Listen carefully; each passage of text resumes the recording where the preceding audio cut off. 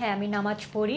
অবশ্যই ৫ ওয়াক্ত পড়া হয় না, কিন্তু যতটুকু আমার পক্ষে সম্ভব আমি পড়ি। যেমন কি আসার সময় জোহরের নামাজটিও পড়ে এসেছি। এখন সবসময় তো নামাজ অন টাইম পড়া যায় না, অবশ্যই কাজা হয়। যখন কাজা হয় তখন যখন বাসায় পৌঁছাই তখন কাজা নামাজগুলো পড়ে নিই, আবার অনেক সময় পড়াও হয় না, কাজা নামাজ মিসও যায়। এইভাবেই হচ্ছে। ইভেন খালি আমি নামাজই না, আমি আল্লাহ রহমতে ৩০টা দিন চেষ্টা করি, বাট অবশ্যই ৩০টা দিন করা হয় না। আমি কোরআন তেলাওয়াতও করি। কুরআন আলহামদুলিল্লাহ অনেক দূর পড়া হয়েছে। এখন যেমন কি রিভাইজ করছি অ্যান্ড বারবার পড়তে থাকি।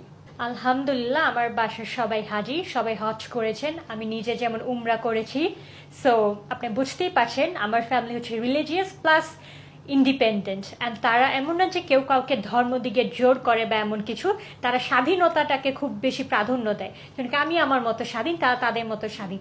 তারা তাদের কোনো উইশ আমার উপর ফোর্স করে না, আমি আমার কোনো অপিনিয়ন তাদের উপর ফোর্স করি না। এটা হচ্ছে সম্পূর্ণ আমাদের একটা ফ্যামিলির ব্যাকগ্রাউন্ড ভ্যালিউস বলতে পারেন। আমার ফ্যামিলি লাইক একটা ফ্যামিলিতে যারা হয়, এর মধ্যে যারাই হয় না কেন সবাই হাজি, including my mother, including my father. জি, আমি উমরা করেছি।